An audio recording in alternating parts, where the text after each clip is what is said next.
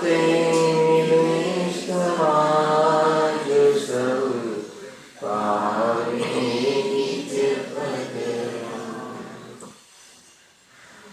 બહુવિધિ મિત્યા ગહનતી મલિનતયા નિજ ભાવ અભાવ તતાઈ તુનો સર્ય રૂપ દર્શન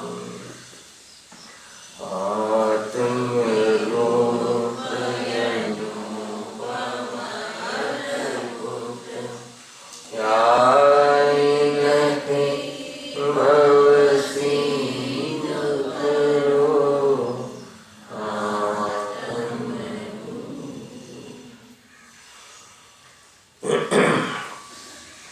શ્રી મોક્ષમાં પ્રકાશક ગ્રંથ છે. 5મા અધિકાર ઉપર આપણે સ્વાધ્યાય ચાલી રહ્યો છે. 2017નો છેલ્લો દિવસ અને અનંતકાલ વિતાવ્યા છે. આમ તો આવી અવસરપીણની ઉસ પરની જે કલ્પકાલ છે એવા અનંત કલ્પકાલ ગયા. આપણે કાર્ય આપણું સધવું જોઈએ એ પ્રયોજન મૂળ વાત છે. અહીંયા શ્વેતાંબર મતની સમીક્ષા કરીને એનું જે ફિલોસોફી છે એ જૂઠી છે એનો નિષેધ કરવામાં આવ્યો છે. એની ચર્ચા આપણે પ્રારંભ કરી છે. Page number 146. મુક્તિના સંબંધમાં એમની જે ધારણા છે, માન્યતા છે કે અન્ય લિંગથી, સ્ત્રીલિંગથી ગ્રહસ્થમાં રહેતા રહેતા શુદ્રવાદીને સાક્ષાત મોક્ષ માર્ગની પ્રાપ્તિ થાય છે. પંડિતજીએ એનો અહીંયા નિષેધ કર્યો છે. એમાં ગઈકાલે અન્ય લિંગથી મુક્તિના નિષેધની ચર્ચા સમાપ્ત થઈ છે કે અન્ય લિંગ ધારણ કરે, જૈન લિંગ, વિતરાગ લિંગ, અપરિગ્રહી લિંગ, એના સિવાયનું કોઈ પરિગ્રહ સહિતનું લિંગ ધારણ કરે અને મુક્તિની માન્યતા રાખે તો એ કહે છે કે અપરાધ છે, ભૂલ છે. જેને અંદરમાં વિતરાગતા હોય એ પરિગ્રહનો દરિદ્રી ના હોય. ખ્યાલ આવે છે? ત્રણ ચોકડી કશાયના ભાવની વિતરાગતાના સ્વાદમાં રચતા હોય, રહેતા હોય એવા જીવો બહારના પરિગ્રહ તત્વના દરિદ્રી ક્યારેય ન હોય એ વાત આપણને ત્યાંથી ખ્યાલમાં આવે છે. એના પછી ગ્રહસ્થ મુક્તિના નિષેધની શરૂઆત બી કરી હતી કે ગ્રહસ્થમાં રહેતા રહેતા સાચા દેવશાસ્ત્ર ગુરુનું શ્રદ્ધાન અને એના આધારે પરદ્રવ્યથી ભિન્ન હું વિદ્વાન આત્મા છું એવી દ્રષ્ટિ સમ્યક થઈ શકે છે. પરંતુ ગ્રસ્ત જીવનમાં એને અનુસાર થવાવાળા રાગ અથવા એટલો રાગ હોય અને કોઈ એટલો રાગ રહેતા મુક્તિને પ્રાપ્ત કરી શકે એમ ન બને. એની ચર્ચા કાલે થોડી કરી હતી ભૂમિકાના રૂપમાં. હવે પંડિતજી શું કહે છે જો. વળી ગ્રહસ્થને મોક્ષ કહે છે. આત્માને મોક્ષ છે પણ આત્મા ગ્રહસ્થ દશા સાથે રહે તો મોક્ષ નથી એમ કહે છે. પણ હિંસાદિક સર્વ સાવધ્ય યુગનો ત્યાગ કરતા સમ્યક ચારિત્ર્ય હોય છે. સમ્યક ચારિત્ર કહો અથવા એ મુનિ દશા કહો તો એમાં હિંસાદિક સર્વ સાવધ્ય યુગનો ત્યાગ થતા સંભવ છે. બાહ્ય વેશથી વાત કરી છે, બાહ્ય લિંગની મુખ્યતાથી વાત કરી છે. એના જીવનમાં, બાહ્ય જીવનમાં સર્વ સાવધ્ય યોગ, એને સાવધ્યનો અર્થ કર્યો હતો હિંસા સહિતનો યોગ, મન વચન કાયાની પ્રવૃત્તિ હિંસા સહિતની. અગર જ્યાં સુધી એનો ત્યાગ થતો નથી એવા પરિણામો રહેતા હોય ત્યાં સુધી ઉત્તમ ચારિત્ર, જે ચારિત્રની એ પરાકાષ્ઠા, સ્થિરતાની એ પરાકાષ્ઠા અસંભવ છે. એટલા માટે અહીંયા એના સર્વ સાવધ યોગના ત્યાગની શરત રાખી છે. અંદરમાં વિતરાગતા પૂર્વક હોય છે, અંદરની વાત છે, અને બહારમાં એનું જીવન આવું હોય છે, એ પણ એક અહીંયા કહ્યું છે. ખરેખર આપણે જે શનિવારના ક્લાસ લેતા હતા ત્યારે 3 ભાવોની ચર્ચા કરી હતી. સંકલિશ ભાવ, વિશુદ્ધ ભાવ અને શુદ્ધ ભાવ યાદ આવે ને? એ સંકલેશ ભાવના કાલમાં જીવની બુદ્ધિ વેર મારી જાય છે, બુદ્ધિ બગડી જાય છે. સંકલેશ એટલે પાપ પરિણામ, પાપના પરિણામ એટલે તીવ્ર કષાય. તીવ્ર કષાયમાં જીવની બુદ્ધિ કામ કરતી નથી, બુદ્ધિ હોતી નથી, એમની કામ કરતી નથી. તીવ્ર કષાય હોય એ વખતે જીવ કોઈ સત્ય માનવા તૈયાર ન થાય. બરાબર છે? એક પ્રકારથી એમાં સ્વરૂપની પ્રાપ્તિ કરવાનો પુરુષાર્થ પાપ પરિણામના કાલમાં સંભવ નથી. વિશુદ્ધ પરિણામના કાલમાં ભેદ જ્ઞાન કરવાનું અવસર છે. ભેદ જ્ઞાન કરે તો વિશુદ્ધ ભાવથી પણ નિવૃત્ત થઈ અને શુદ્ધ ભાવને પ્રાપ્તિ કરી શકે છે. આ પૂરી પદ્ધતિ છે. તો અહીંયા તો કહે છે કે એનાથી નીચે ઉતરીને પહેલા વાત કરીએ તો પાપમાં અને પુણ્યમાં સુખ બુદ્ધિ હોય, ઉપાદેય બુદ્ધિ હોય, કર્તવ્ય બુદ્ધિ હોય, એ પરિણામ હોવામાં એને કોઈ ક્ષોભ લાગતો ના હોય, એ પરિણામ એને સહજ સ્વીકાર્ય હોય. એમાં શું થઈ ગયું અગર એ પ્રમાણે ઉપાદેય પણ હોય એમના સુખ બુદ્ધિ, તો ત્યાં તો આત્માના દર્શન થવા પણ સંભવ નથી. અને પાપ પુણ્યમાં સુખ બુદ્ધિ ઉડી જાય છે, પાપ પરિણામ રહે છે, તો ત્યાં તો સમ્યક દર્શન તો સંભવે છે, પણ પાપ પરિણામ રહેતા મુનિદશા સર્વ સાવધ્ય યોગ હોય અને ગ્રહસ્થપણું ના હોય એમ ન બને. ગ્રહસ્થપણું સર્વ સાવધ્ય યોગથી સહિત હોય છે. અને એવી જાતિની પાપ લીલાઓમાં મુનિલિંગ ધારણ કર્યા વગર કેવી રીતે આત્માની ઉપલબ્ધિ થાય, એ વાત સમજવા જેવી છે. આ ક્રમ કઈ વાર કહી ચૂક્યો છું, પણ એટલું ઇમ્પોર્ટન્સ છે કે પાપ ભાવ ને પુણ્ય ભાવમાં ઉપાધિ બુદ્ધિ તૂટવી જોઈએ. એના પછી પાપ પરિણામના ભાવનો ક્રમ છે, એમાં બી ક્રમ પડે છે. એક દેશ પાપનો ત્યાગ થાય છે, સર્વદેશ પછી પાપનો ત્યાગ થાય છે, પછી પુણ્ય પરિણામનો ત્યાગ થાય છે, સાંભળી લો. પછી યોગનો ત્યાગ થાય છે, પછી કર્મો અને શરીરનો ત્યાગ થાય છે, ને પછી જીવ મુક્ત થાય. શરીરના ત્યાગની વાત, શરીરના ભાવની વાત તો છેલ્લે રહે. પહેલા શરીર તો નડતું જ નથી. શરીર અને શરીરના લક્ષથી થતા ભાવોમાં ઉપાદેય બુદ્ધિ, એ બુદ્ધિ જ્યાં સુધી ન આવે ત્યાં સુધી માર્ગનો પ્રારંભ થતો નથી. ઘણી વાર કોઈને આટલી થીમ ખ્યાલ આવી જાય છે, પણ તમને પાપ પરિણામમાં જો આનંદ લાગે છે એનો અર્થ કે શુદ્ધ પરિણામની ઈચ્છા નથી. અને બહુ છે ભાઈ. અરે જેને પાપ પુણ્યથી રહિત ભગવાન આત્માની વાત બેસતી નથી, ગમતી નથી, સ્વીકાર થતી નથી, તો એને સ્વયં નિર્ણય કરવું જોઈએ કે મારો સંસાર ઘણો બાકી છે. હે ને? સંસાર ઘણો બાકી છે, એમાં કદાચ મન અંદરમાં હલતું ના હોય તો સંસાર ઘણો બાકી છે એનો અર્થ ખબર છે? એને આ કીડી મકોડા આ બધા જે ભાવો જે છે ને એ બધા અનંત ભાવો ઊભા છે.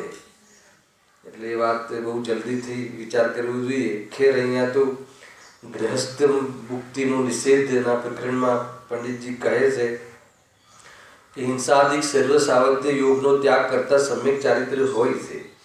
હવે સર્વ સાવધ્ય યોગનો ત્યાગ કરતા ગૃહસ્થપણું કેમ સંભવે? હે ને? જેને સર્વ સાવધ્ય યોગનો ત્યાગ છે ઘરમાં હોય નહીં, અને ઘરમાં હોય તો સર્વ સાવધ્ય યોગ કરતા સર્વ પાપોનો ત્યાગ હોય નહીં. ઘર સાથે સંબંધ નથી, પરંતુ જ્યાં એવી પોઝિશનમાં દેખાય કોઈ એમ કહે કે હું પિક્ચરના હોલમાં છું પણ મને પિક્ચર જોવાનો રાગ નથી, એવું કેમ? શું કહે? હા, એ રાગમાં સુખ બુદ્ધિ નથી એવું તો હોઈ શકે. પણ એમ કહે કે હું થિયેટરમાં છું પણ મને પિક્ચરનો રાગ નથી, તો કહે છે કે ના હોય. થિયેટરથી રાગ થાય છે એમ નથી, પણ જેને રાગ હોય ત્યાં એવી જગ્યાએ જોવા મળે, એમાં શું નવાય છે? ખ્યાલ આવ્યો? ગેયોથી જ્ઞાન નથી પણ ગેયોનું જ્ઞાન નથી એમ નથી. આજે આવ્યું ને? વાત ત્યાં છે. બહુ બહુ અદભુત છે ભાઈ. એટલે ભાઈ શું કરે, જ્ઞાનનું જે નામ છે ને કે સ્વપર પ્રકાશક, તો સ્વપ્રકાશક જ્ઞાન જે છે ને એ તો આમ ઉતરી જાય છે, પણ પરપ્રકાશક જ્ઞાન, એ જ્ઞાનને પરની ઓરથી નામ આપવામાં આવે છે ને તો એને કાંઈક જુદું લાગે છે. અરે એ તો માન લો કે આપણે એક વિદેશ મંત્રી હોય છે, હોય કે ના હોય આપણા સંવિધાનમાં, તો વિદેશ મંત્રી વિદેશનો હોય કે સ્વદેશી હોય? નામ વિદેશ મંત્રી પણ એ ભારતનો મંત્રી છે અને ભારત માટે કામ કરે છે, એ વિદેશ માટે કામ કરે છે. વિદેશ સંબંધી કામ ભારત દેશ માટે વિદેશ મંત્રી કરે છે. તો આપણને એમ લાગે આ તો વિદેશી મંત્રી છે. વિદેશી છે એટલે કોઈ ફોરેનર છે? સ્વદેશી છે. એ રીતે પરપ્રકાશન એટલે કોઈ પરનું જ્ઞાન છે, નામ પર પ્રકાશન છે.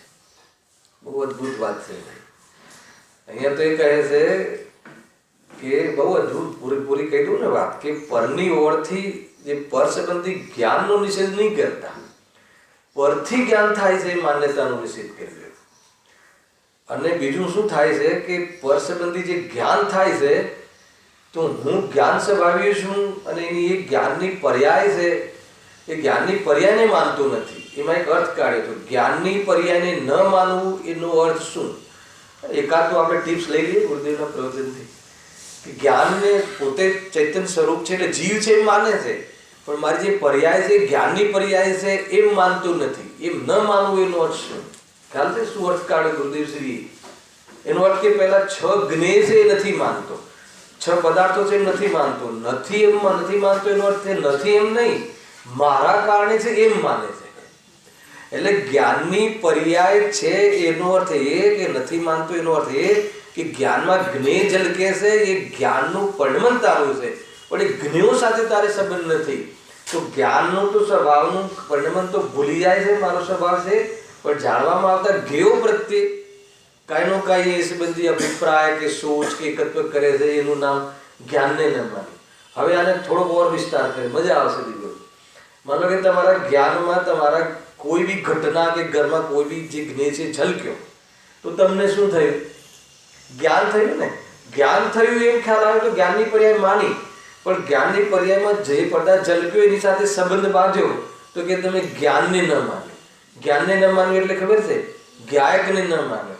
જ્ઞાયકને ન માન્યો એટલે ખબર છે? જ્ઞાયકના કહેનારાઓને ન માન્યા. અને એને ન માન્યું એટલે ખબર છે? સ્વયંને ન માન્યો.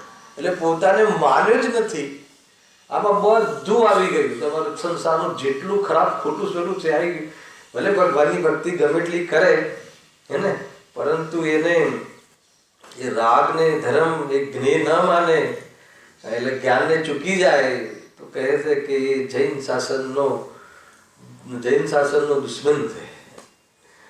ગજબ છે ભાઈ, બહુ વિચારજો. ખેર અહીંયા કહે છે કે થિયેટરમાં હોય અને કહે કે નહીં હું તો બસ એમ જ છું, એમ જ આવ્યો છું, રાગ નથી મને. તો કહે છે કે એમ ના હોય. ખ્યાલ આવે છે કે નહીં? હા, એવું તો બને કે થિયેટરનો રાગ હોય અને થિયેટરમાં ન જોવા મળે, એવું તો કોઈ પ્રસંગમાં બને, પણ થિયેટરમાં જોવા મળે અને રાગ ના હોય એમ ના બને. એટલે ગ્રસ્ત જીવનમાં હોય અને સર્વ સાવધ્યપણાથી રહિત રહી શકાય નહીં, અને જે સર્વ સાવધ્યપણાથી રહિત હોય એને ગ્રહસ્થ જીવન કેમ સંભવે? ગ્રહસ્થ જીવન રહેતા રહેતા એવું પરિણામ કેવી રીતે સંભવે? ન સંભવે. અને એ પરિણામ ગ્રસ્ત જીવનમાં રહેતા રહેતા ન સંભવે તો જે સ્વરૂપની લીનતાનો પુરુષાર્થ અને સ્વરૂપની લીનતાની એ કેટેગરી એ જીવને કેવી રીતે હોઈ શકે કે જે સ્વરૂપની લીનતા મોક્ષને ખેંચી લાવે? એટલા માટે કહે છે કે મુનિ જીવનમાં સંભવ છે, અને મુનિ જીવનવાળા જીવોને વાસ્તવમાં એવી જાતિના પરિણામ હોતા નથી.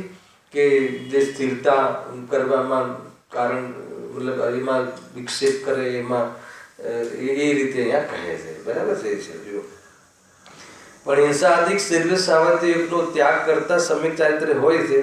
હવે શરીર સાવર્ત્ય યુગનો ત્યાગ કરતા કૃષ્ણનું કેમ સમજાય?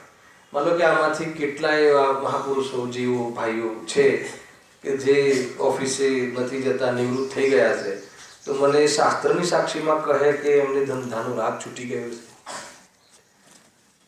એટલે કે ભાઈ જાઓ છો ઓફિસે જીતુભાઈ, તો શું એ ધંધાનો વેપારનો રાગ છૂટી ગયો છે? ભલે એ વખતે એમાં ઉપયોગ નથી પણ રાગ નથી એમ કેમ કહેવાય? તો પછી જે દુકાનના થળે બેસે અને કહે કે મને રાગ નથી, એ કેવી રીતે બનાય? એ છલે છે પોતાને.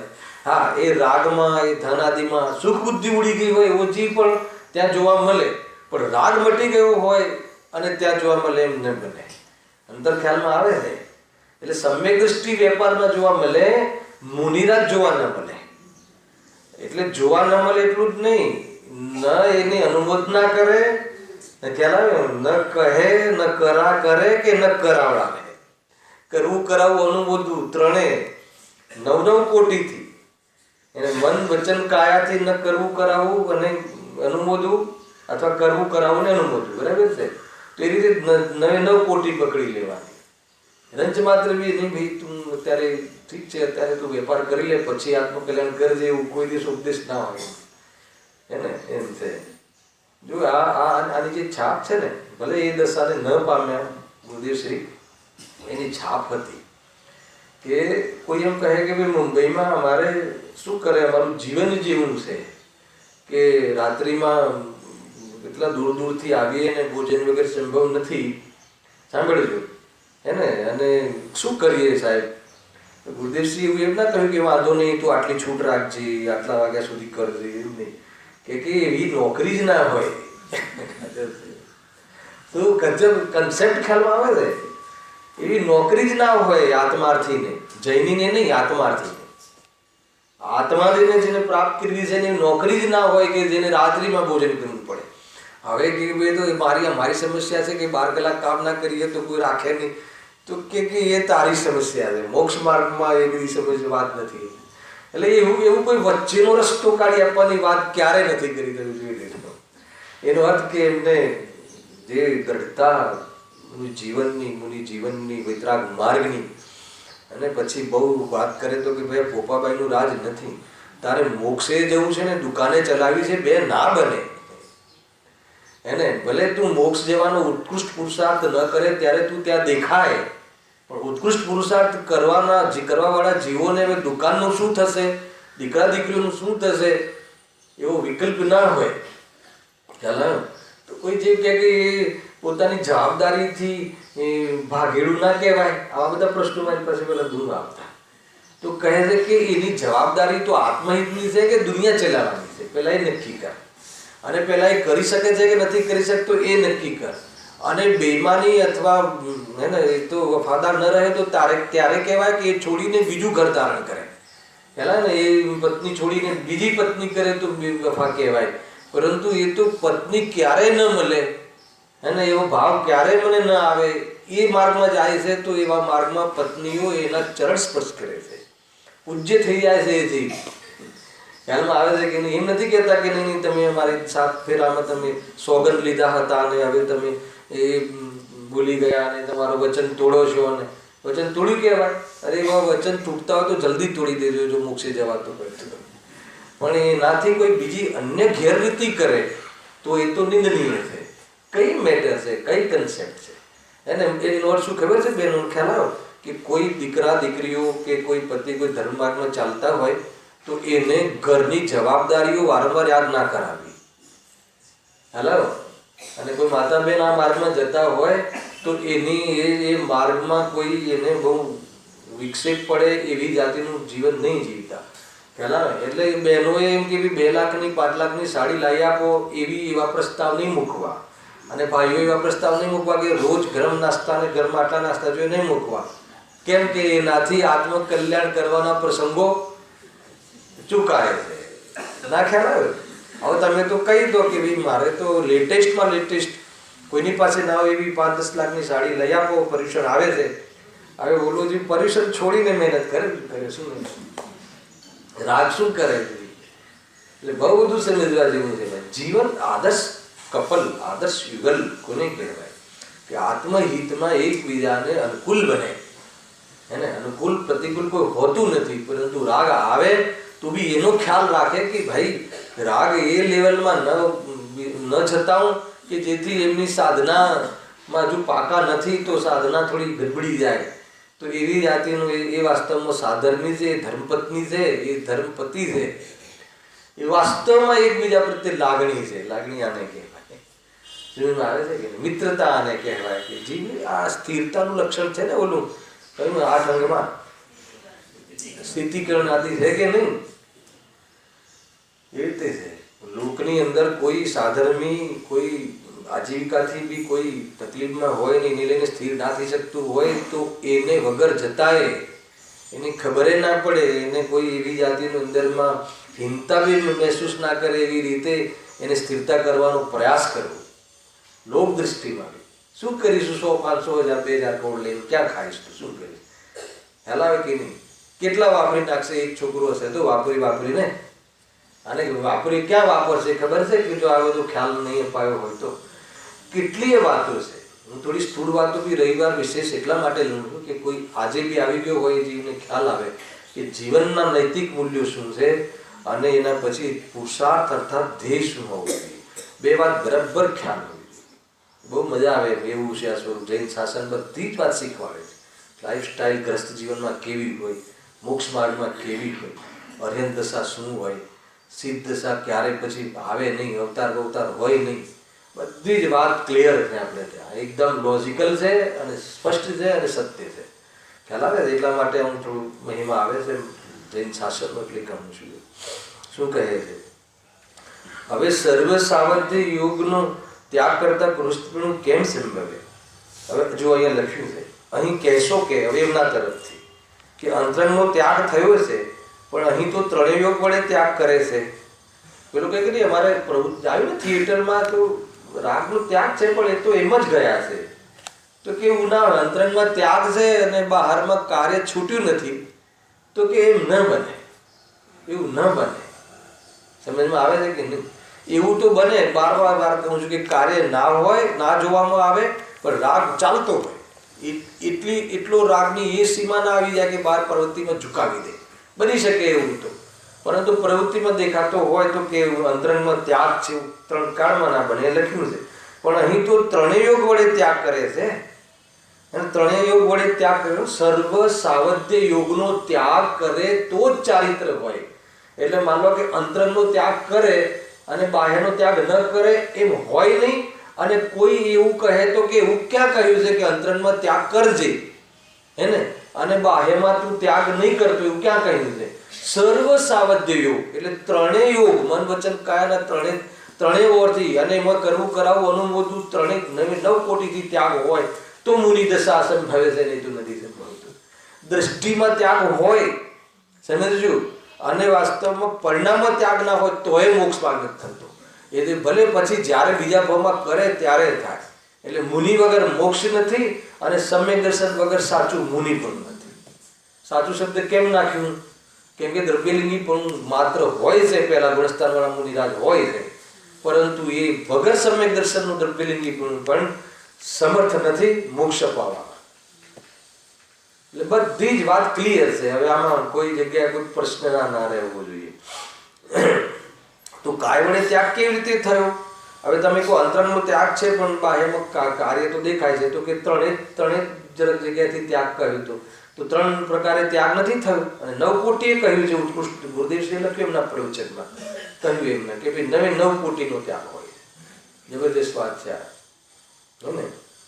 પોતે કરે નહીં પણ અનુમોદના કરે તો બી એ મુનિ દશાને યોગ્ય પરિણામ. ગ્રસ્ત જીવનમાં સમ્યક દૃષ્ટિને દ્રષ્ટિમાંથી નીકળી ગયું છે. બની શકે કે પંચમ ગુણસ્થાનમાં કદાચિત કોઈ કરવાનો ભાવ ન આવે, પરંતુ દીકરા દીકરીને વેપારનો સલાહ આપે છે, પરંતુ ઉપરના ગુણસ્થાનમાં ના હોય. જો મિથ્યા દ્રષ્ટિને તો ખાલી કરતો હોય તો એ 3 દોષ છે. પણ સમ્યક દ્રષ્ટિ થયા પછી કરવું કરાવવું અને અનુમોદનામાં ભેદ પડે છે. પહેલા કરવાનું છૂટે છે, પછી કરાવવાનું છૂટે છે, પછી આરંભ ત્યાગ પ્રતિભા પેલી કઈ 8મી પ્રતિમા, હા, પછી એને અનુમોદના પણ. પછી ઘરની અંદર કોઈ આવે કે ભાઈ ઘરમાં રહે છે ને ક્યાં કે 11 પ્રતિમા વાળા જેવો બનતા હોય છે ત્યાં, તો પછી એમાં કોઈ આવે ઘરના છોકરાઓ કે ભાઈ હવે શું કરું, તો કે ભાઈ તું મને આમાં હું ડિસ્કનેક્ટ છું, મને તું આમાં ઉલજ નહીં, મારું પરિણામ બી નથી, હવે તને બહુ શીખવાડ્યું છે, તને બહુ ટ્રેનિંગો આપી છે, હવે તને ઠીક લાગે એ કર, હવે મારો ઉપયોગ ખરાબ નહીં કર. એવી પરિસ્થિતિ ઘરમાં હવે અનુમોદનાની બી તૈયારી નથી હોતી. એવી પરાકાષ્ઠા ગ્રસ્ત જીવનમાં ઉપરની પ્રતિમાઓમાં આવે છે. તો કોઈ મુનિ દશા પછી મુનિ દશા આવે છે કે ત્યારે એ જીવને નવે 9 કોટી એ સંપૂર્ણ પાપોનો, પ્રવૃત્તિઓનો, ભોગોનો ત્યાગ થાય છે. એ બાહ્ય એનું ચિહ્ન છે અને અંદરમાં 3 ચોકડી કશાના ભાવની વિતરાગતા, આત્માનો આશ્રય એટલો વિશેષ થઈ ગયો છે. એવી જાતિની જે પરાકાષ્ઠા છે એ સાક્ષાત મોક્ષનું કારણ છે. એમાં બી આપણે સ્થૂળ કથન છે આ, એમાં બી આપણે શ્રેણી ચડવાવાળી જે પરાકાષ્ઠા લીધી હતી, સમજી લેવું. પણ શોર્ટકટમાં મુનિ વગર મોક્ષ નથી. કોઈ એમ કહે કે નહીં ઘરમાં રહીને સીધા જંગલમાં જવાની શું જરૂર છે, આત્મા તો મારી પાસે છે. તો કે આત્મા છે પણ ઘરનો રાગ રહેતા રહેતા તને થોડું કામ થઈ જશે. આટલા પાપ પરિણામ હોય, ધંધો વેપાર તું છડે ચોક કરતો હોય, અને ઘણા જીવને એમ લાગે છે ને કે ભાઈ આપણે ડાયરેક્ટ ક્યાં હિંસા કરીએ છીએ, હેલા, પણ આ વસ્ત્ર પહેરીએ છીએ, વસ્ત્ર પહેરવાનો રાગ છે, તો આ વસ્ત્ર બનવા માટે જેટલી બી હિંસા થઈ હશે એમાં અનુમોદના છે. એટલા માટે આ જે ભાઈ તમને આ એટલું સાયન્ટિફિક છે, એટલા માટે જે મર્યાદાઓ કરવામાં આવે છે ને કે એ પાપમાં પણ હું હવે મર્યાદા કરું છું કે 5 વસ્ત્રથી વધારે વસ્ત્રની ખરીદી હું નહીં કરું. એટલે બાકીના વસ્ત્ર સંબંધી જે હિંસા થવાનું જે આયોજન હોય છે એનો દોષ નથી લાગતો. સમજમાં આવે છે કઈ વસ્તુ? જેમ કે કાલે મેં પૂછ્યું હતું ને કે આપણે પહેલા એવું કહેતા કે ભાઈ તો કોઈએ પંખો ચાલુ કર્યો છે, આપણે શું, આપણે તો બેસી જવું, તો દોષ લાગે કે ના લાગે, હલાવે કે નહીં? તો દોષ તને આપણને શું વાંધો એના કનેક્શનથી. હવે માનો કે બહારમાં ઠંડી આવે, ઠંડક આવે તડકામાંથી, તો મુનિરાજને ઠંડકમાં દોષ લાગે કે ના લાગે? અરે ઠંડકમાં હાસ લાગે તો દોષ લાગે. પછી કે ના હવે પંખો ચાલુ કરીને હાસ ના કરીએ તો એવું બને? જીવ એટલા બધા ખોળા ખાચા કાઢે. આદત છે ને, સરકાર ગમે એટલા કડક નિયમો બનાવે, બારી કાઢવા વાળા બધા સીએ હોય ને રેડી હોય છે કે નહીં, એને અન્યથા નહીં લેતા, બધા હોય છે. તો એ એવું છે કે એવો માર્ગ નથી. સ્પષ્ટ છે કે તું એ પંખો ફરે છે અને તને ભલે ફરતો, આપણે ક્યાં ચાલુ કર્યું છે, જેને કર્યું હોય. હવે ઘરની અંદર માતા બહેનો આરંપરિક રહેતું હોય છે, ઘરમાં વાંદા કીડી આ બધું આવે, તો એને બહાર કાઢે તો પછી એ દોષ આપણને લાગે કે ના લાગે? એ તો એ કરે છે ને, હું તો બચ્યો ને. અરે એ તને શું છે અભિપ્રાયમાં કે આ ન રહેવું જોઈએ, અભિપ્રાયમાં છે કે નહીં? તો કે તું બધું આવી જ ગયું ભેગું. કાર્યનો દોષ નથી, ભાવોનો દોષ છે. એને ક્રિયાનું ફળ નથી, અભિપ્રાયનું બહુ મોટું ફળ છે અને પરિણામનું અલ્પ ફળ છે, ક્રિયાનું શૂન્ય ફળ છે. તો કે અમે ક્રિયા એકલી કરીએ, તો કે ક્રિયા કરે એને પરિણામ હોયા વગર હોય નહીં, એને અભિપ્રાયમાં છૂટો હોઈ શકે, એટલે કે દોષ લાગે. પરંતુ હવે આપણને એમાં ઇન્વોલ્વ ના થઈએ તો ના લાગે. પરંતુ આપણે તો વાંધો નહીં, એ એટલે પછી બહાર ઉભા રહીએ, જે બેનને જરૂર છે ને એ પેલા કરે, પછી બેસશું. અરે એમ પાપથી ન બચાય. એટલે તને પાપનો ભય છે, પરિણતિમાં જે અસ્થિરતા છે એનો ભય નથી.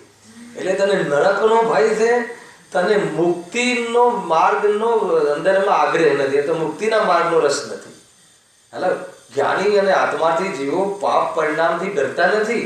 પાપ પરિણામના કાળમાં મને જે લોસ જાય છે સ્વરૂપ સ્થિરતાનો, એનો ભય હોય છે. પાપથી ક્યાંય જવું પડશે એનો ભય એને હોતો નથી. સમજમાં આવે છે કે નહીં?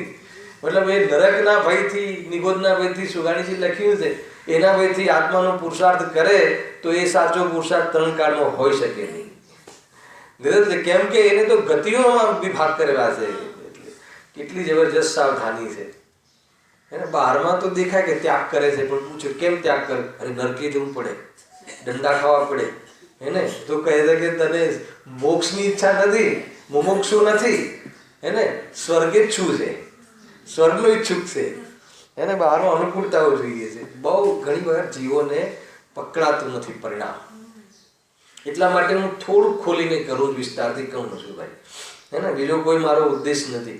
આપણને આપણી ભૂલ પકડાતી નથી, અને ભૂલ પકડાયા પછી જો આ ભાવ કરવાનું વિચારીએ નહીં તો પછી એ જીવ માટે તો શું કહીએ. અને એના ભાગ્યની કથા તો અમારાથી કહેવાય એવી નથી. જો હવે સર્વસાવદેવનો ત્યાગ કરતા ગૃહસ્થનો કેમ સમજે? અહીં કહેશો કે અંતરંગનો ત્યાગ છે, પણ અહીં તો ત્રણેય યોગ વડે ત્યાગ કરે છે. તો કાય વડે ત્યાગ કેવી રીતે થયું? તો પછી તું કહે છે ભાઈ અમને અંતરંગનો ત્યાગ છે, ભલે એ તો બહાર દેખાય, પણ ત્રણેય ત્યાગ કહ્યા છે. તો ત્રણેય ત્યાગ કહે તો ચારિત્ર આવે. અને દ્રષ્ટિમાં ત્યાગ હોય ને પરિણામમાં ત્યાગ ના હોય એવું તો અમે કહીએ છીએ. હલાવે કે નહીં? એની સમ્યક દ્રષ્ટિ ને ક્યાં ત્યાગ છે? દ્રષ્ટિમાં ત્યાગ છે પણ પરિણામમાં ત્યાગ નથી. ભોગનો પરિણામમાં ત્યાગ નથી, પણ દ્રષ્ટિમાં સુખ બુદ્ધિનો ત્યાગ છે. એ તો અમે પણ કહીએ છીએ. પણ અહીંયા કહે છે કે ત્રણેય કોટીથી, ત્રણેય મન વચન કાય અને કરવું કરાવવું અનુમોદવું, ત્રણેય કાયા વડે એ ત્યાગ હોવો જોઈએ, ન દેખાય. વળી પછી એક બીજો રસ્તો છે કે કાયાથી ત્યાગ કરે એટલે ફિઝિકલ ન કરે, પણ અંદરમાં બધું પડ્યું હોય. એકદમ પાપનો ઘડો છે, એ તો ઝેર છે એકલું. ખ્યાલ આવે છે કે નહીં? તમે ક્યાંય કહો ને આ બધું છોડો ને, કે તને આ પર્યાયના જે બધા કર્તવ્ય છે તારા, કૃત્યો છે તારા, એને દૂર કરવા માટે તને સાંભળવા ન ગમે તો ક્યાંય છે એ વાત તને ગમે છે, એક ઢોંગ છે. એના કે નહીં? અરે જેને આત્મા ગમતો હોય, એને આત્માની જેને પ્રાપ્તિ કરી હોય, એવી જે દશાઓ એવા આચરણ પાડ્યા હોય, એ આચરણની વાત ન ગમે. દ્રષ્ટિમાં એ છે, પરિણામમાં કેમ ન નિશ્ચિત કર્યો છે એને? અને ધર્મ માનવામાં ના પાડ્યું છે, પણ એ પરિણામ ના હોય તો એના વગર તું ડાયરેક્ટ છલાંગ મારે, પાપમાંથી સીધો તું શુદ્ધમાં જતો રહે એવું છે, ઘરમાંથી સીધો સિદ્ધાલયમાં જતો રહે એવું નહીં થાય. ક્રમ છે બાકાયદા. વારંવાર કહ્યું કે ક્રમ છે આ બરાબર. ચારિત્રનો જે વિકાસ છે, કશાયનો જે ભાવ ઇન્સ્ટોલમેન્ટમાં જે થાય છે, એમાં જે ગુણસ્તર આપણે બહુ ભણ્યા છે. મને ખ્યાલ છે કે અધ્યાત્મવર્થી જેટલો ખુલાસો થવો જોઈએ એટલો થયો છે, મારી શક્તિ અનુસાર કર્યો છે. બરાબર છે કે નહીં? તો એ આપણને ખ્યાલ ન હોવો જોઈએ. આપણે ટૂંક સમયમાં ચાલુ કરીશું શનિવારનું, અને જ્યારે ચાલુ કરીશું ત્યારે હું અહીંયાથી ડિક્લેર કરી દઈશ કે ભાઈ આજથી છે. મને ખ્યાલ છે કે લોસ થઈ રહ્યો છે, પણ તબિયતના અનુસાર આપણે એ પ્રમાણે આગળ જે પ્રમાણે આપણે ડિક્લેર કરીશું. મને ખરેખર જે ભાવનામાં ક્યાંય બી ખોટ આવે ને તો બરદાસ્ત નથી થતું. એવું રાગ છે, શું કરે? રાગ છે, સ્વરૂપ નથી. વળી બાહ્ય પરિગ્રહ આદિક રાખવા છતાં પણ મહાવ્રત હોય છે, સાંભળજો. તો એવું અર્થ થયો ને, તો મહાવ્રતોમાં તો બાહ્ય ત્યાગ કરવાની તો પ્રતિજ્ઞા કરાવવામાં આવે છે, તો ત્યાગ કર્યા વિના મહાવ્રત હોય નહીં. ખ્યાલ આવે? તું કહે છે કે અંતરંગમાં અમને ત્યાગ છે અને બાહ્યમાં ઘર ભલે રહે, અમને તો અમે તો ઘરમાં રહીને પણ નથી રહેતા. એ દ્રષ્ટિની વાતો છે, એને ઘરમાં નથી રહેતા એ દ્રષ્ટિની ઓરથી વાતો છે. એટલે કે ઘરમાં રહીને ઘરમાં નથી, એનો કે ઘર અમને ઉપાદેય નથી લાગતું, અથવા ઘરનો રાગ અમને ઉપાદેય નથી લાગતો. ઘરમાં રહી રહેવું અમને શોભતું નથી, અમને ખબર છે. નથી છૂટતું એ પણ ખબર છે, અને અહીંયા રહેવું શોભતું નથી એ પણ ખબર છે. પુરુષાર્થની કમજોરી પણ ખબર છે, અને સત્ય માર્ગની પણ ખબર છે. અને એમાં અમે કોઈ ઉલટ પુલટ નથી માનતા. એમ હોવું જોઈએ. પણ કે આ તો કહે છે કે મહાવ્રત ગ્રહણ કરો એટલે સર્વ પ્રકારના સર્વ સાવધ્ય યોગનો ત્યાગ, સટકાયના જીવોની હિંસા જોવા ના મળે, અને એવા પરિણામમાં ધર્મ માનવાની દ્રષ્ટિ જોવા ના મળે. અને તો હે ને કે ભાઈ જે બુદ્ધિસ્ટ કહેતા ને એમના ગુરુ માટે કે સટકાયના જીવોની હિંસાનો ત્યાગ, અને એવું જીવન હોવું જોઈએ, પણ દ્રષ્ટિ તો કાંઈ જોવા મળે નહીં. અને કરુણાથી કહે કે અરે રે એવું જીવન એટલું પવિત્ર, ઘર છોડ્યું, ઘર બહાર છોડ્યા, છોકરાઓએ છૈયા છોડ્યા, માર્ગમાં સંપૂર્ણ જે કરાતું હોય બધી ક્રિયાઓ કરી, પણ દ્રષ્ટિમાં તો કાંઈ ફેર નહીં. દ્રષ્ટિની ખબર નહીં. આમ આ શબ્દ દ્રષ્ટિની ખબર નહીં. કરુણા કરે ગુરુ જે એમના, એ જીવનના ગુરુ જેવી હોય છે. ખ્યાલ એ સ્વાધ્યાય ખૂબ કરે, કરાવડાવે, આચરણ સારું રાખે, પરંતુ આ આશ્રવ ભાવ છે, અને ખબર પડે ક્ષમક્ષમ ભાવ છે, પૂર્ણ જ્ઞાનથી એક સહાયક ભાવ છે અને એ હું નથી, હું તો જ્ઞાયક ભાવ છું, ખબર જ નથી. ખ્યાલો આવે છે કે નહીં? એમ લાગે કે હું રસિક છે પાંચમો અધિકાર, પણ આગળ સમજીએ તો એની ખબર નથી. તો કે દૃષ્ટિનો ત્યાગ એ શરૂઆત છે અને પરિણામનો ત્યાગ એ વિકાસ છે અને સંપૂર્ણ ત્યાગ એ પૂર્ણતા છે. તો એ જે ક્રમ છે એ ક્રમ પહેલાથી આપણને પૂર્ણતાના લક્ષ્ય શરૂઆત કરવી. પૂર્ણતાના લક્ષ્ય એટલે ખબર છે, એક તો પૂર્ણના આશ્રય અને પરિપૂર્ણ સિદ્ધ અવસ્થા. અર્યંત અવસ્થા બી મારો વાસ્તવમાં હે ને એ ઉદ્દેશ નથી. આદર્શ અર્યંત દશા બી પ્રગટ કરવા યોગ્ય નથી, તો નહીં કરવાની, આવશે વચ્ચે સિદ્ધ અવસ્થા. એ તો કે સમોષણ સારું આપણને, તો કે શું કરવું? એટલે તને સમોષણ આદિની વાંચા હોય તો તને અર્યંત દશાની પણ ખબર નથી, અર્યંતના સાચા સ્વરૂપની ખબર નથી. અર્યંતના સ્વરૂપમાં સમોષણ આવે ન આવે. અને તીર્થંકર અર્યંતના સંયોગમાં સમોષણ હોય કે હોય, પણ અર્યંતના સ્વરૂપમાં આવે તો કે ના. સમજમાં આવે છે કે નહીં? આખી વાત બહુ જોરદાર છે. વળી બાહ્ય પરિગ્રહ આદિ રાખવા છતાં પણ મહાવ્રત હોય છે, તો મહાવ્રતોમાં બાહ્ય ત્યાગ કરવાની તો પ્રતિજ્ઞા કરવામાં આવે છે. ત્યાગ કર્યા વિના મહાવ્રત હોય નહીં. અને મહાવ્રત વિના સાંભળજો, હવે ગ્રસ્ત દશામાં મુક્તિ કેમ નથી? કેમ કે જ્યાં સમસ્ત પાપોના નિમિત્તોનો એનો ત્યાગ કર્યા વિના ચારિત્ર હોય નહીં, અને એના વગર અહીંયા કહે છે મહાવ્રત હોય નહીં. અને મહાવ્રત કયા ગુણસ્થાનમાં હોય છે? છઠ્ઠું સાતમું ગુણસ્થાન. અને મહાવ્રત વિના છઠ્ઠું આદિ ગુણસ્થાન પણ હોઈ શકે નહીં. તો જ્યાં છઠ્ઠું સાતમું ગુણસ્થાન સુધી બી જીવ આવતો નથી, તો પછી છઠ્ઠું સાતમું ગુણસ્થાન એટલે મુનિ દશા. મુનિ દશામાંની પ્રારંભિક દશા. મુનિ દશા તો 14મા ગુણસ્થાન સુધી છે. સ્નાતક મુનિ કહેવાય અર્યંતને, ખ્યાલ આવે કે નહીં? પરંતુ મુનિ દશાની પ્રારંભિક અવસ્થા છઠ્ઠું સાતમું, બરાબર છે, થઈ ગયેલી છે ચર્ચાઓ. તો એને ગુણસ્થાન ન હોઈ શકે તો મોક્ષ કેવી રીતે થાય? ખ્યાલ આવે કે નહીં? કેવી રીતે સંભવ છે? માટે ગ્રહસ્થને મોક્ષ કહેવો તે મિથ્યાવચન છે. શું કરે જો જીવ આજે બી ભાઈ, એ તો માનો કે કોઈને બધી ખાવા પીવાની આ બધું કેમ ચાલે છે? આપણે તો એકાંતો કેમ થઈ ગયા ખબર છે? હું તમને થોડું ધ્યાન કરાવું ભાઈ. કોઈ ફસાતા હોય તો નહીં ફસાતા, એને આમ આપણને ખાવા પીવાનો બહુ રસ હોય તો ખાવા પીવાની એ તો જળની ક્રિયા છે. એમ કહે તો ખાવા પીવાના રાગના ત્યાગ માટે છે.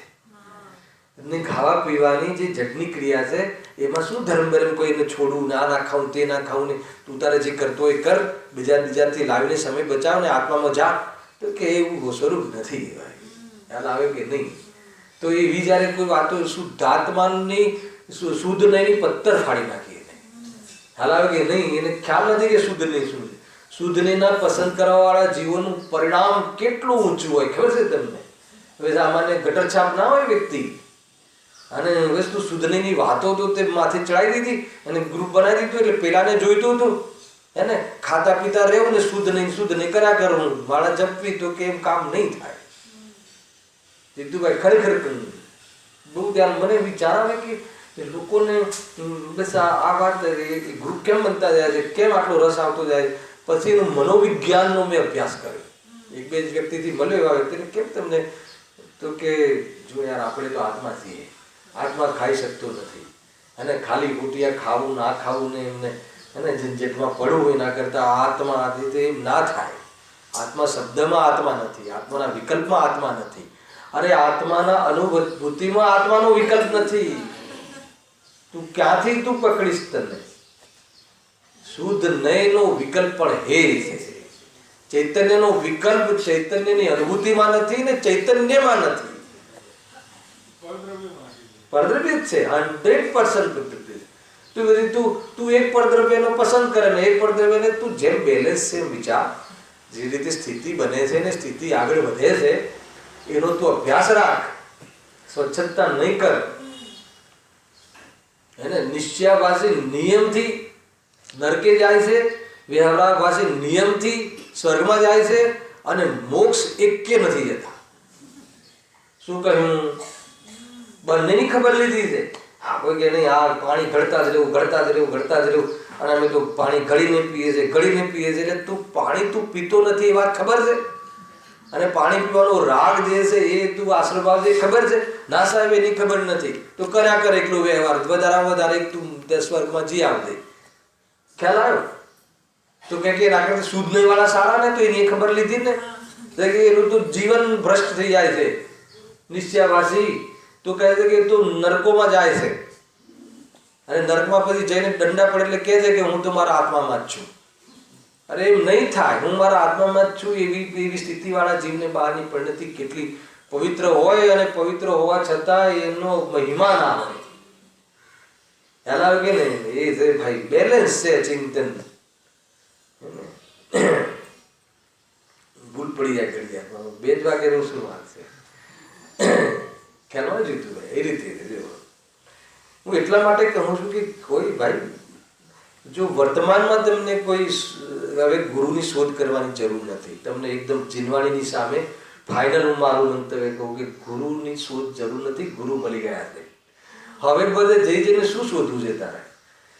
મેટર શોધવાની જરૂર નથી. હવે તું એનો એપ્રોચ કેવી રીતે થાય એના માટે સાધર્મીઓ મળીને વિચાર કરે, ગુરુદેવની ભાષાને, ગુરુદેવે કહેલા તત્વોને સમજે, એના દ્વારા પોતાના સ્વરૂપને સમજે અને સમજીને મજા કરવાનો પ્રોગ્રામ કરે. બસ હવે અહીંયા જવું ને ત્યાં જવું ને પેલું ને અહીં ત્યાં કશું એ તો ફસાઈ જશે. હવે આગળ તો ત્યાં કઈ માટે ગૃહસ્થને મોક્ષ કહેવું તે મિથ્યા વચન છે. હવે સ્ત્રી મુક્તિ નિષેધ એમાં તો પંડિતજી એવો આધાર આપે આપણને નવાઈ લાગે. સાંભળજો જબરદસ્ત. વળી સ્ત્રીને મોક્ષ કહે છે. સ્ત્રીને મોક્ષ થાય કે ના થાય?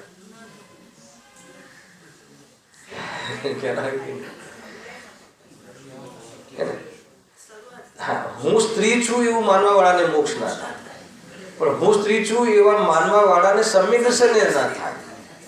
અને હું સ્ત્રી નથી, હું ગાયક છું એ માનવા વાળાને સમ્યક દર્શન તો થાય એવી સ્ત્રીને, પણ રાગના ત્યાગનો એની યોગ્યતા નથી એટલે મોક્ષ ના થાય. સમજમાં આવ્યું ને? અરે તમે ઉજ્જવલ પક્ષને ગ્રહણ કરો ને, મોક્ષનું બુકિંગ તો થાય છે ને, તો એને તમે મુખ્ય કરો ને ભાઈ. કોઈ પક્ષપાત, કાલે બી કહ્યું પક્ષપાતની વાત નથી, એ જીવની યોગ્યતા આવી છે, બીજું કશું નહીં. એ જીવની વર્તમાન પર્યાય યોગ્યતા આવી છે. એવું નથી કે આવી યોગ્યતા બી કાયમ રહેશે.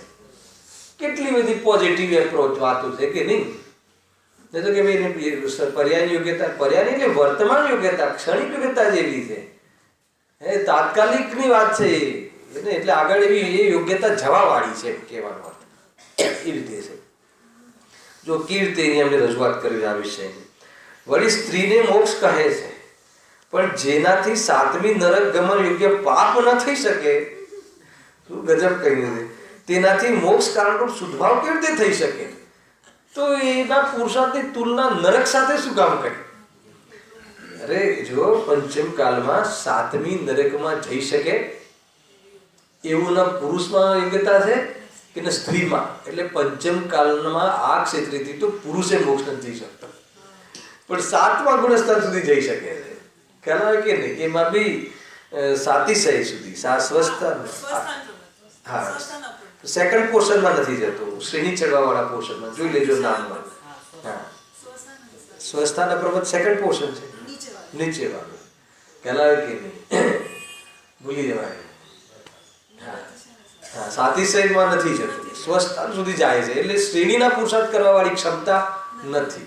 એટલે પંચમ કાલમાં આ ક્ષેત્રથી મોક્ષ નથી, ન પુરુષને કે ન સ્ત્રીને. પણ મોક્ષ માર્ગ સુધી જે પુરુષ જીવ જઈ શકે છે મુનિ દશાને, સ્ત્રીને નથી.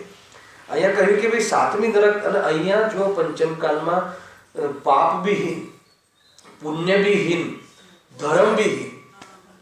પાપહીન એટલે 7મી નરકનો ઉલટો પુરુષાર્થ નથી કરી શકતો, એવું તાકાત નથી કે 7મી નરક જઈ શકે એવા પરિણામ કરી શકે. એક બરાબર છે. નૈમિક વિવેક જે આવે એવા પુણ્ય પરિણામ માટે બી સામર્થ્ય નથી એનું, બરાબર છે. અને મોક્ષે જઈ શકે એવો પુરુષાર્થ બી નથી. 3 અને પુણ્યની અંદર જોઈએ તો વર્તમાનમાં આ ક્ષેત્રેથી કોઈ વ્યક્તિ તીર્થંકર પ્રકૃતિનો પણ બંધ કરી શકે નહીં. કેમ કે કેવલી પાદ કેવલી હા એના ક્ષાયિક સમ્યક્ત્વનો નિયમ નથી. ક્ષૌત્રમ સમ્યક્ત્વ રહેતા તીર્થંકરનો બંધ થઈ શકે છે, પણ કેવલી અને જે હા શુદ્ધ કેવલી અને શુદ્ધ કેવલીના પાદ મૂળમાં એ સંભવ છે નિમિત્ત તરીકે. અહીંયા કોઈ શુદ્ધ કેવલીનો કોઈ છે નહીં, અહીંયા હાલ અસ્તિત્વ છે નહીં. તો કોઈ સમ્યક દ્રષ્ટિ ભલે પછી ગુરુદેવશ્રીની તીર્થંકર પ્રકૃતિનો બંધ થાય, પણ આ ભાવે આ ક્ષેત્રે તીર્થંકર પ્રકૃતિનો બંધ સંભવ નથી આગમ કહે. પછી આગળના ભાવમાં થશે, હવે એ વાત જુદી છે, પરંતુ અહીંયા સંભવ નથી. હવે માનો સ્વર્ગમાં ગયા, હવે વિદેહમાં તો તરત જ જાય છે ને, બતાવ્યું ને એકવાર જ્યાં ત્યાંથી સૈયામાંથી ઉઠે ને ભગવાન જાય સીધા વિદેહ ક્ષેત્રમાં ભગવાનને મળવા. આવા જીવો હવે ત્યાં કરી લે તો કરી લે, પરંતુ અહીંયાથી સંભવ નથી. હા અહીંયા શું કહે છે જો, જેના એક બીજું સૂત્ર છે જે કમ્મે સુરા એ ધમ્મે સુરા. અહીંયા કમ્મે બી સુરા વાળા જીવો નથી અત્યારે. કર્મમાં એવા સુરા હોય કે સાતમી નરકને પાર, સાતમી નરક સુધી પહોંચી જાય એવું કરવા વાળો દ્રઢતા વાળો જીવ જો આ મુખ મોડે તો આમાં બી સીધો મોક્ષે જાય એવો પુરુષાર્થ કરી શકે. એટલે જે લેવલમાં અહીંયા કહે ને કે ભાઈ આ લેવલમાં બી જે આનું બહારમાં બી બહુ તેજ ચાલે છે દિમાગ, પણ એ દિમાગ અહીંયા ચલાવે તો હેલા તમને ખબર છે જે CID ઓફિસરો છે ને એના કરતાં ચોરોના દિમાગ વધારે ચાલે. એટલે ખ્યાલ આવે કે નહીં? તો એ જો ચોર જો એમાં દિમાગ ચલાવે તો કોઈ ચોર જ ના રહે. એક તો એ રહ્યા નહીં અને કોઈ હોય તો પકડી લે. ખ્યાલ આવે તમને? એટલે કહ્યું કે જે કમ્મે સુરા ધમ્મે સુરા એ આધાર લીધો છે અહીંયા કે વળી સ્ત્રીને મોક્ષ કહે છે, પણ જેનાથી સાતમી નરક ગમન યોગ્ય પાપ ન થઈ શકે તેનાથી મોક્ષ કાળનો શુદ્ધભાવ કેવી રીતે થઈ શકે? કારણ કે જેનો ભાવ દ્રઢ હોય તે જ ઉત્કૃષ્ટ પાપ વા ધર્મ ઉપજાવી શકે. એટલે જે જો પાવર જ છે, જે વીજળીના તારમાં જે પાવર છે પાવર જ છે. હવે પાવર ક્યાં યુટિલિટી થાય છે પછી વાત છે, પણ પાવર જો એ પાવર તો છે ને. એટલે મનુષ્યમાં નર જે છે એમાં એવો પાવર છે, સ્ત્રી અને નપુંસક જીવોમાં એવો પાવર નથી કે જેથી એ પ્રમાણે એટલી દ્રઢતા નથી. સ્ત્રીની દ્રઢતા જલ્દી હોતી નથી, પુરુષોની દ્રઢતામાં અંતર છે. તમે જોઈ લેજો, લોકમાં બી ખ્યાલમાં આવે છે હે ને, બધી જ રીતે અંતર પડી જાય છે દ્રઢતામાં. ગમે એટલું તમે બહારમાં સમાન જે ચાલે છે ને અભિયાન, તો એ સમાનતા એ તો એક એવી સ્થિતિ જુઓ કે એ પણ જીવ છે અને એની સાથે અન્ય ના થવું જોઈએ એવી રીતે સમાનતા. પણ તે પ્રકૃતિના લેવલ, પ્રકૃતિના હિસાબે જે વિશેષતાઓ હોય છે એની સમાનતા તો ગવર્મેન્ટે ના કરી શકે. ખ્યાલ આવે ને? પુત્રનો જન્મ સ્ત્રી જ આપે, પુરુષ ના આપે. હવે તું સમાનતા ગમે એટલી કરવા જા ને જે થશે એમ થશે ને યાર. એ છે બહુ ચાલે છે ને ભાઈ, સ્ત્રી અને પુરુષ સમાન. એટલે અમે તો એકેન્દ્રીને બી સમાન માનો. સ્ત્રી પુરુષનો શું ભેદ હે? મને એવું યાદ છે, મને કોઈ પ્રવચનમાં કોઈ વિદ્વાને કહ્યું હશે કે ગાયોના કતલની વાત તો એ વખત ગુરુદેવશ્રી વખતે બી બહુ ચાલતી બહુ એમ. તો કોઈએ કહ્યું કે ગુરુદેવશ્રીને કે સાહેબ તમે આ થોડું બે શબ્દ કહો. તો કે અમે એકલી ગાયને બચાવવાનું ન કહીએ, અમે તો જીવ માત્રને બચાવવાની વાત છે. ખ્યાલ આવે કે નહીં? અને એવું છે જ. હવે જો ત્યાં તમે વાંચો પેપરમાં, ગાય હત્યાનો તો બહુ નિષેધ કરે, પણ એના બદલામાં ઓપ્શન આપે છે બીજા પ્રાણીઓની હત્યાનો વાંધો નથી. જોઈ લેજો તમે, જે યોગી હોય કે જે બી હોય તો કહેવાનો યોગી છે. એ તો ગૌ હત્યા એટલે ગાયને માતા માને છે, ગાય દૂધ આપે છે, ગાય દેવ માને છે, બાકી બીજા પ્રાણીઓનો કોઈ વાંધો નથી. તો એ કોઈ કરુણા છે, એ કોઈ હિંસાના ત્યાગની વાત છે, એ કોઈ અહિંસા છે, કોઈ ઠેકાણું નથી. જો માર્મિક જવાબ આપે ને ગુરુદેવશ્રી તો આ બધું વિકૃતિ છે કે નહીં? અત્યારે ગૌ હત્યાનો નિષેધ કરવા વાળા જીવોમાં પણ વિકૃતિ છે કે નહીં? માછલી અને મરઘીમાં દોષ નથી એમ માને છે લોકો. ગૌ હત્યામાં એટલે કે ગૌ માતા છે એટલે એને રવા દો. તો એ તો ક્યાં પછી હિંસાના ત્યાગની વાત થઈ? કોઈ લોજિક નથી, કાંઈ નથી. પ્રભાવિત થવું નહીં. અને આપણી પાસે તો જૈન શાસન મળ્યું છે, બસ સમજમાં આવે ને જે કહું છે. એટલે કારણ કે જેના ભાવ દ્રઢ હોય તે જ ઉત્કૃષ્ટ પાપ વા ધર્મ ઉપજાવી શકે છે. સ્ત્રીને બીજો પેલો પ્રોબ્લેમ, સ્ત્રીને નિશંક એકાંતમાં ધ્યાન ધરવું તથા સર્વ પરિગ્રહ આદિનો ત્યાગ કરવો સંભવતો નથી. અને નગ્ન દશાથી રહેવું અને એને લઈને આહાર આવવું એવું એમાં એને સંકોચ વિશેષ હોય છે.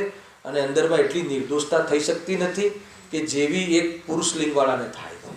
એને નહીં તો કે તો મુનિરાજ બી નગ્ન આવે તો પણ કે એને અંદરમાં પણ પવિત્રતા એટલી કરી શકે છે. અને બાળક વત યથા જાત રૂપ કેટલું કહ્યું ચિંસારમાં જન્મજાત જેવું બાળક હોય એવું એને કોઈ પ્રોબ્લેમ નથી હોતો, ન એને કોઈ એવો વિકાર હોય છે, ઉદાહરણ આપ્યું છે. અને ન એને જોઈને નિર્દોષ અંગમાં બી નિર્દોષતા જોઈને અન્ય માતા બહેનોને પણ વિકારમાં હેતુ બનતા નથી. પણ જે સ્ત્રી સંબંધીમાં એવું સંભવ નથી એ મને લખ્યું છે. હવે લઈ લો ને 4 મિનિટમાં આટલો પેરેગ્રાફ. તમે કહેશો કે એક સમયમાં પુરુષ વેદી, સ્ત્રી વેદી તથા નપુંસક વેદીને સિદ્ધિ થવી સિદ્ધાંતમાં કહી છે. સાંભળજો, એટલે એમ કંઈક બની સિદ્ધાંતમાં શાસ્ત્રોમાં તો લખ્યું છે સ્ત્રી વેદી હોય કે પુરુષ વેદી હોય કે નપુંસક વેદી હોય તો એને તો મોક્ષ કહ્યો છે. હવે સાંભળો, એનો બહુ જબરજસ્ત ઉત્તર છે. તેથી સ્ત્રીમાં મોક્ષ માનીએ છીએ એટલે અમે માનીએ છીએ કે તને અર્થ કાઢતા નથી આવડ્યું, પૂરું વાંચ્યું નથી. શું લખ્યું છે સાંભળ્યો કે પણ ત્યાં ભાવ વેદી છે કે દ્રવ્ય વેદી છે એ પહેલા કહેતું. સાંભળજો, ભાવ વેદ દ્રવ્ય વેદનો ખ્યાલ છે ને બધાને. એક દ્રવ્ય વેદ, વેદ 2 પ્રકારના, દ્રવ્ય વેદ, ભાવ વેદ. દ્રવ્ય વેદ એટલે જે બહારનું જે શરીરના લિંગો છે, જે સ્ત્રીના જે લિંગ આકાર, પુરુષ લિંગ આકાર, નપુંસક લિંગ આકાર, એ દ્રવ્ય લિંગ છે. અને જે ભલે દ્રવ્યલિંગ પુરુષ રૂપે હોય પણ ભાવલિંગ ત્રણેય હોઈ શકે. અથવા એને સ્ત્રી કોઈ એવો પુરુષ હોય છે ને કે જેને સ્ત્રી જેવી ચેષ્ટાઓ હોય, કોઈને પુરુષ જેવી ચેષ્ટાઓ હોય સ્ત્રીને, અથવા એ પ્રમાણે પરિણામ આવે ભોગ આદિના. તો એક પુરુષને ત્રણેય લિંગો સાથેના પરિણામ થઈ શકે છે. એનું નામ ભાવવેદી. ખ્યાલ આવે? તો ભાવવેદ તો હોઈ શકે. અને વેદ ક્યાં સુધી હોય છે? 9મા ગુણસ્થાન સુધી કહ્યું છે. પરંતુ 9મા ગુણસ્થાને બી એ વેદને વાસનામાં હોય છે, પ્રવૃત્તિમાં નહીં, પરિણામમાં નહીં. અને એ બી અભાવ કરીને શ્રેણીમાં આગળ આરોહણ કરી શકે છે. ખ્યાલ આવે કે નહીં? બધી જ વાત વાસ્તવમાં સૈદ્ધાંતિક ને લોજિકલ છે. અહીંયા લખ્યું જો ભાવવેદી છે તો તે અમે પણ માનીએ છીએ. ભાવવેદમાં તો કોઈ બી વેદ ચાલતો હોય એમને કોઈ પ્રોબ્લેમ નથી. પણ દ્રવ્ય વેદમાં આગળ જો એ સ્ત્રીલિંગથી હોય તો કે આગળ ન વધી શકે. તથા દ્રવ્ય વેદી છે તો પુરુષ સ્ત્રીવેદી લોકમાં ઘણા દેખાય છે. અને નપુંસક તો કોઈ વિરલા, એટલે કોઈ જ દેખાય, ઓછા દેખાય છે. તો એક સમયમાં મોક્ષ જવાવાળા આટલા નપુંસક કેવી રીતે સંભવે? આ વાળી બીજી વાત છે.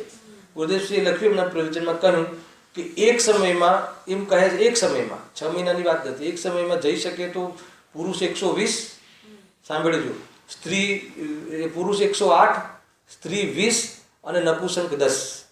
તો આ ભાવવેદી લેવા પણ, દ્રવ્યવેદી નહીં. અને તું બધા નપુંસક દ્રવ્યવેદી પણ કહે છે તો નપુંસકની એટલી સંખ્યા જ નથી. અને કુલ મળીને એમ કહે છે કે નપુંસક બી 5મ ગુણસ્થાન સુધી જઈ શકે છે, સ્ત્રી બી 5મ ગુણસ્થાન સુધી જઈ શકે છે, અને જે પુરુષ છે એ જ વાસ્તવમાં આગળ વધી શકે છે. માટે દ્રવ્યવેદની અપેક્ષા એ કથન બનતું નથી. તમે વેદનું જે કાઢ્યું ને 3 વેદ હોય તો જઈ શકે છે સિદ્ધાંત કથનમાં, એ ભાવવેદની અપેક્ષા એ છે, દ્રવ્યવેદની અપેક્ષા એ કથન નથી. આગળ જો તમે કહેશો કે 9મા ગુણસ્થાન સુધી વેદ કહ્યો છે તો એ કથન પણ ભાવવેદની અપેક્ષા જ છે. ત્યાં ભાવવેદની અપેક્ષા છે. ભાવવેદ ત્યાં કોઈ પણ હોઈ શકે છે. અને જે મલ્લીનાથ ભગવાનને જે તમે કહો છો તો બની શકે કે ભાવવેદ ત્યાં કોઈ પણ સર્વજ્ઞના જ્ઞાનમાં હોઈ શકે, પણ દ્રવ્યવેદ તો હોય જ નહીં, સંભવ નથી. પણ જો દ્રવ્યવેદની અપેક્ષા હોય તો 14મા ગુણસ્થાન સુધી વેદની સંભાવના સંભવે છે. દ્રવ્યવેદ ક્યાં સુધી હોય? સ્ત્રી પુરુષ લિંગ ક્યાં સુધી હોય? શરીર હોય ત્યાં સુધી. બરાબર છે? તો દ્રવ્યલિંગ તો 14મા ગુણસ્થાન સુધી સંભવે છે, પુરુષ લિંગ તો. અને ભાવલિંગ, ભાવવેદ 9મા ગુણસ્થાન સુધી. તો ભાવવેદ તો ફરી શકે છે, અભાવ થઈ શકે છે, પણ દ્રવ્યવેદનો અભાવ થઈ શકતો નથી. એ પૂરેપૂરી અરેદશા જ્યાં સુધી શરીર હોય ત્યાં સુધી રહે છે. એમાં એટલા માટે એ વાત થઈ કે દ્રવ્યવેદ તો માત્ર પુરુષ જ હોય, અને ભાવવેદ 9મા ગુણસ્થાન સુધી ત્રણેય હોઈ શકે છે. એટલે ત્રણેયમાંથી કોઈ એક હોઈ શકે છે, એનો કોઈ નિષેધ નથી. અમને માનવામાં વાંધો નથી, પણ એનો અભાવ કરીને એ મુનિરાજ આગળ ભાવવેદનો અભાવ કરીને આગળ વધે છે, અને પછી દ્રવ્યવેદનો અભાવ કરીને સિદ્ધ અવસ્થામાં જાય છે. માટે સ્ત્રીનો મોક્ષ કહેવો મિથ્યા છે. અહીંયા સુધી પૂરું થયું. નેક્સ્ટ શનિ રવિ શુદ્ર મુક્તિનો નિષેધ, અને આગળ બી અચ્છેરા આદિનો નિષેધ. બહુ અદ્ભુત આગળ ટોપિક આવવાવાળા છે. સહેજાનંદી